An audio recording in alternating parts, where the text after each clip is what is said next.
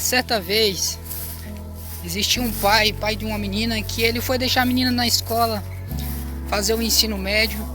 Então era o último ano letivo dela. Então no primeiro dia de aula eles juntaram todos os alunos, era cerca de 2.000 e poucos alunos. Então eles levaram até a biblioteca.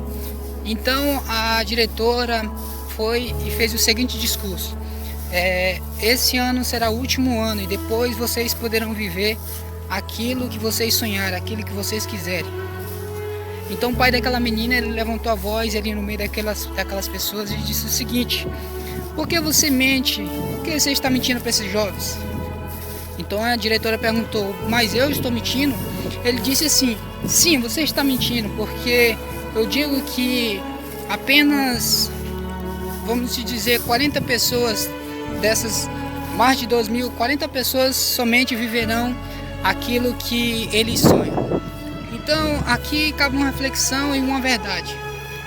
Existia um homem na Bíblia que ele era filho de sacerdote, e o seu destino era ser sacerdote, mas a circunstância da vida um dia fez com que esse sonho dele, com que essa realidade, aquilo que devia ser para a vida dele, veio a não se cumprir. A cidade dele, que era Jerusalém, a terra dele foi invadida. Então todos eles, inclusive ele, foi levado em cativo, foi levado para trabalhar. Foi um trabalho forçado pelo um rei chamado Nabucodonosor. Então ali houve naquele momento uma quebra do coração dele, porque ele tinha um sonho de ser sacerdote, assim como o pai dele. Então ali foi tirado o sonho dele. Então ali foi uma circunstância da vida que fez ele, entendeu, a se submeter a uma realidade que ele não queria, que ele não esperava. Então esse ponto na nossa vida, certamente, um dia chega a todos. Nem tudo é como a gente imagina, nem tudo é como a gente planeja, porque a circunstância da vida, ela muda, direciona a nossa vida de tal forma que o homem não pode controlar. Então o que eu quero dizer é o seguinte: aquele homem foi para o cativo, e ali ele desde pequeno ouvia falar sobre um Deus que o pai dele servia.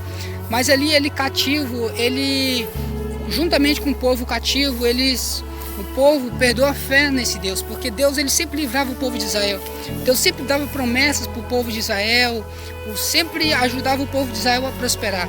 Nesse momento eles estão cativos, então a fé se esvaiu, a fé acabou. Então ali, mas ele naquele íntimo dele, ele ainda conhecia esse Deus. Ele lembrava desse Deus, porque na infância o que ele foi ensinado é que esse Deus podia fazer coisas grandiosas. Então a Bíblia diz que no primeiro ano ele cativo, segundo ano cativo, terceiro ano cativo, quarto ano cativo, quinto ano.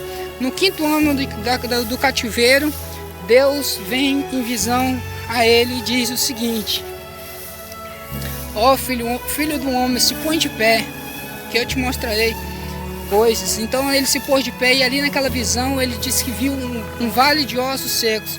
Então Deus disse o seguinte: esse vale de ossos secos são as pessoas, são teu povo de Jerusalém.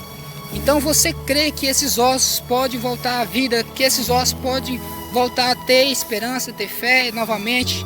Então ele disse assim: só o Senhor sabe. Então Deus disse assim: pois diga, pois profetize, para que esses ossos voltem à vida. Então naquele momento ele disse assim, que no momento que ele profetizou para aqueles ossos voltarem à vida, os ossos voltaram a se ligar. E Deus deu pele, deu tendões, voltou o corpo normal. Mas ele disse que ainda tinha um problema. Tinha um problema o seguinte, que aqueles ossos não tinham espírito, não tinha algo que desse o fôlego de vida para ele. Então Deus disse o seguinte: profetiza também para que o espírito da vida, para que o fôlego da vida entre neles e volte eles a viver.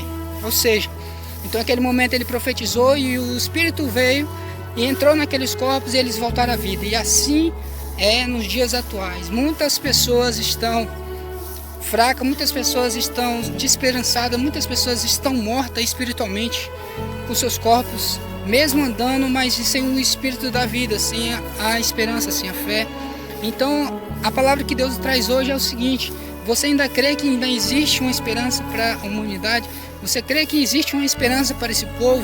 Então abre sua boca e profetize palavras de esperança, palavras de fé, palavras de motivação.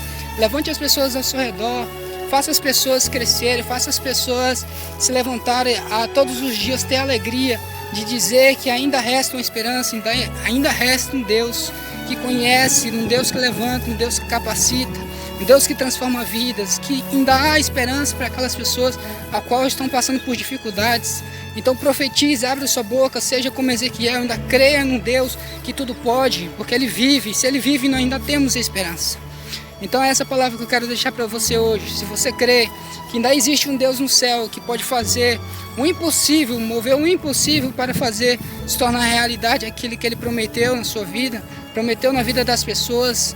Então crê, abra sua boca e diga, ainda existe um Deus que pode fazer muito mais do que pedimos ou imaginamos. Ainda existe um Deus que pode fazer todas as coisas para nosso bem. Ainda existe um Deus para que nossa esperança seja renovada nos dias atuais. Amém?